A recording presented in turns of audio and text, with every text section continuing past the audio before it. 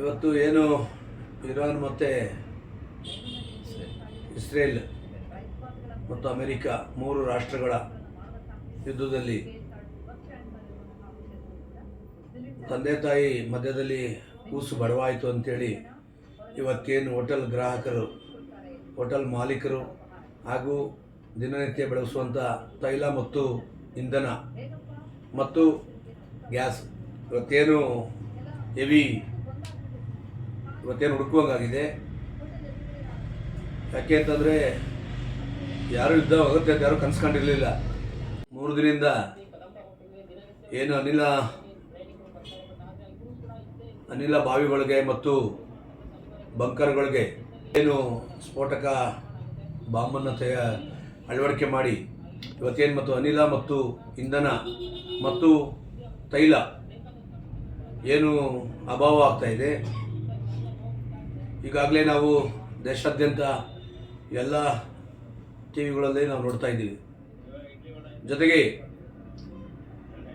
ಕೇಂದ್ರ ಸರ್ಕಾರದ ಗೌರವಾನ್ವಿತ ಮೋದಿಜಿಯವರು, ಈ ದೇಶದ ಪ್ರಧಾನಿಗಳು ಕೂಡಲೇ ವಿದೇಶಾಂಗ ಸಚಿವರ ಜೊತೆಗೂಡ್ದಂಗೆ ಒಂದು ಚರ್ಚೆ ಮಾಡಿ ನಮ್ಮ ದೇಶದ 149 ಕೋಟಿ ಜನಸಂಖ್ಯೆಗೆ ಯಾವುದೇ ಥರದ ಅನಿಲ ಆಗ್ಬೋದು, ಗ್ಯಾಸ್ ಆಗ್ಬೋದು, ತೈಲ ಆಗ್ಬೋದು, ಮತ್ತು ದಿನನಿತ್ಯ ವಸ್ತು ಏನು ಕಚ್ಚಾ ಪದಾರ್ಥಗಳು, ಡ್ರೈ ಫ್ರೂಟ್ಸ್ ಇರ್ಬೋದು, ಮಗದೊಂದು ಏನು ಹೊರಗಡೆಯಿಂದ ನಮಗೆ ರಫ್ತಾಗ್ತಿತ್ತು ಅದನ್ನು ಕೂಡಲೇ ನಮ್ಮ ದೇಶದ ಜನತೆಯನ್ನು ಕಾಪಾಡಬೇಕು ಅಂತ ನಾವು ಕೇಳಕ್ಕೆ ಇಷ್ಟಪಡ್ತೀವಿ. ಜೊತೆಗೆ ಇರಾನ್ ಮತ್ತು ಇಸ್ರೇಲ್ ಯುದ್ಧ ಮಾಡೋಂಥ ನೆಸೆಸಿಟಿ ಇರಲಿಲ್ಲ. ಮಾತುಕತೆಯಲ್ಲೇ ಮಾತಾಡಿ ಬಗೆಹರಿಸ್ಕೋಬೇಕಿತ್ತು. ಸ್ವಂತ ಪ್ರತಿಷ್ಠೆಗೋಸ್ಕರ ಇವತ್ತು ಇಡೀ ವಿಶ್ವವನ್ನು ಬಲಿ ಮಾಡಿಕೊಂಡಿರುವಂಥ ಈ ಯುದ್ಧ ಇನ್ನು ಮುಂದೆ ಯಾವಾಗಲೂ ಮರುಕಳಿಸಬಾರ್ದು. ಜೊತೆಗೆ ಈಗ ಬರೀ ಯುದ್ಧ ಆಗಿ 4-5 ದಿನ, ಒಂದು ವಾರ 10 ದಿನ ಆಗಿದೆ. ವಾರ 10 ದಿನಕ್ಕೆ ಎಷ್ಟು ಆಗಿದೆ. ಈಗಾಗಲೇ ಹೋಟೆಲ್ಗಳು ಮತ್ತು ಧಾರ್ಮಿಕ ಜಾಗಗಳೇನಿತ್ತು, ದೇವಸ್ಥಾನಗಳು ಏನು ಸಾರ್ವಜನಿಕವಾಗಿ ಅನ್ನ ಸಂತರ್ಪಣೆಯನ್ನು ಮಾಡ್ತಿತ್ತು, ಅಂಥ ಒಂದು ಈಗ ಧಾರ್ಮಿಕ ಇಲಾಖೆಯಲ್ಲಿ ಅಲ್ಲಿ ಅನಿಲ ಕೊರತೆಯಿಂದ ಈಗಾಗಲೇ ಅಲ್ಲಿಂದ ಎಲ್ಲ ಭಕ್ತಾದಿಗಳು ಹೊಟ್ಟೆ ಹಸ್ಕೊಂಡು ವಾಪಸ್ ಬರ್ತಾರೆ. ನಾವೆಲ್ಲ ಚಾನಲ್ ನೋಡ್ತಾ ಇದ್ದೀವಿ. ಕೂಡಲೇ ಈ ರಾಜ್ಯ ಸರ್ಕಾರ ಮತ್ತು ಕೇಂದ್ರ ಸರ್ಕಾರಗಳು, ನಮ್ಮ ದೇಶದ 29 ರಾಜ್ಯದ ಮುಖ್ಯಮಂತ್ರಿಗಳು ಸೇರಿದಂಗೆ, ಈ ದೇಶದ ಗೌರವಾನ್ವಿತ ಪ್ರಧಾನಿಗಳು ಮೋದಿಜಿಯವರು ಸೇರಿದಂಗೆ ಕೂಡಲೇ ಒಂದು ಚರ್ಚೆ ಮಾಡಿ ನಮ್ಮ ದೇಶದ ಜನನ ಯಾವುದೇ ಥರದ ಆಹಾರ ಆಗ್ಬೋದು, ಅನಿಲ ಮತ್ತು ತೈಲ ಮತ್ತು ಯಾವುದೇ ಥರದ ಕಚ್ಚಾ ವಸ್ತುಗಳು ತೊಂದರೆ ಆಗದಂಗೆ ಕೂಡಲೇ ಮೋದಿಜಿಯವರು ಮಧ್ಯಪ್ರವೇಶ ಮಾಡಿ ನಮ್ಮ ದೇಶದ ಜನನ ಕಾಪಾಡಬೇಕು. ಮತ್ತು ಜೊತೆಗೆ ಇದೇನಾರ ಆದರೆ ಈಗಾಗಲೇ ಎಲ್ಲ ಹೋಟೆಲ್ಗಳು ಅವು ಇವು ಎಲ್ಲ ಬ್ಲ್ಯಾಕ್ ಆಗಿದೆ ಅಂತ ಹೇಳ್ತಾವ್ರೆ. ನಾವು ನೋಡ್ತಾ ಇದ್ದೀವಿ ಟಿ ವಿನಲ್ಲಿ ಪ್ರತಿನಿತ್ಯ ನಾವು ಹಗಲು ರಾತ್ರಿ ನೋಡ್ತಾ ಇದ್ದೀವಿ. ಈ ಥರ ಆಗಬಾರ್ದು. ಎಲ್ಲೋ ಒಂದು ಕಡೆ ಭೂಕಂಪ ಆದಂಗೆ ಆಗಿದೆ ನಮ್ಮ ಕತೆ. ಈಗ ಏನಾಗಿದೆ ಅಂದರೆ, ಯುದ್ಧ ಆಗಿರೋದು ಇರಾನ್ ಮತ್ತು ಇಸ್ರಾಲ್ನಲ್ಲಿ. ಈಗ ನಾವು ಭೂಕಂಪ ಅಂತಲೇ ತಿಳ್ಕೋಬೇಕು. ಭೂಕಂಪ ಆದಾಗ ಏನು ಅನ್ನ, ಬಟ್ಟೆ, ನೀರು, ಗಾಳಿ, ಬೆಳಕಿಲ್ದಂಗೆ ಆಗ್ತಿದ್ವಿ, ಆ ರೀತಿ ಆಗ್ತಾ ಇದೆ.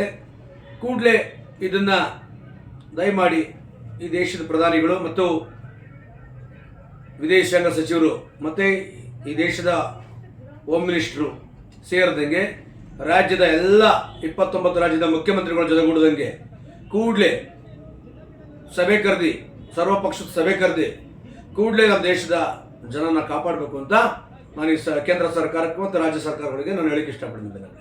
ನಮ್ಮ ರಾಜ್ಯದಿಂದ ಹೊರದೇಶಕ್ಕೆ ನಾವು ತರಕಾರಿ, ರೈತರು ಟೊಮೊಟ, ಏನು ಹಣ್ಣು ಹಂಪಲುಗಳು ಏನು ಬೆಳೀತಿದ್ವಿ, ನಮ್ಮ ರಾಜ್ಯದ ಗಡಿ ಭಾಗ ಕೋಲಾರ ಅತಿ ಹೆಚ್ಚಾಗಿ ನಾವು ವಿದೇಶಕ್ಕೆ ಕೊಡ್ತಿದ್ದಂತ ನಾವು ನೋಡಿದ್ದೀವಿ. ಜೊತೆಗೆ ಅದೇ ರೀತಿಯಾಗಿ ಉತ್ತರ ಕರ್ನಾಟಕದಲ್ಲೂ ಕೂಡ ಬಾದಾಮಿ, ಏನು ಕಾಳು, ಬೇಳೆ, ದವಸ ಧಾನ್ಯಗಳೇನು ಹೋಗ್ತಿತ್ತು. ಮತ್ತು ನಮ್ಮ ಭಾಗದ ಮೈಸೂರು ಭಾಗದಿಂದ ಮೆಣಸು, ಕಾಫಿ ಏನು ಹೋಗ್ತಿತ್ತು, ಅದು ಇವತ್ತು ಹೊರಗಡೆಗೆ ಹೋಗ್ತಾ ಇಲ್ಲ, ಆ ಕಡೆ ನಮಗೆ ಬರ್ತಾ ಇಲ್ಲ. ಈಗಾಗಲೇ ರೈತ ತುಂಬ ಕುಸಿದು ಬಿದ್ದಿದ್ದಾರೆ.